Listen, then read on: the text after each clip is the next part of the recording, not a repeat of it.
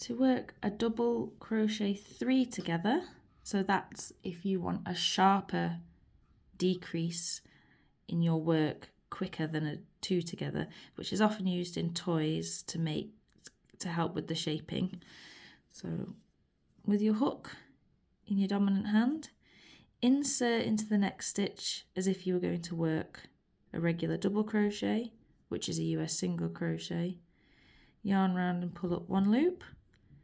Now instead of finishing that, you're going to go into the next stitch. So here we've gone into this one, we're now going to work into this one, yarn round and pull up again, and then so that we've worked into 1, 2 stitches, and then we're going to work into a 3rd stitch, hook through, yarn round, pull up.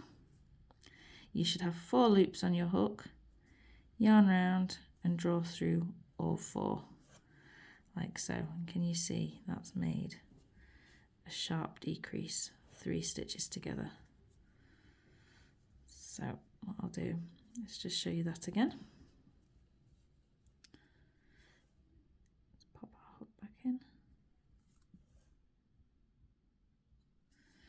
So to work a double crochet 3 together, insert into the 1st stitch, yarn round, pull up, into the 2nd stitch, yarn round, pull up, into the 3rd stitch, yarn round, pull up, 1, 2, 3, 4 loops on your hook, yarn round and draw through all 4, and that is your double crochet 3 together.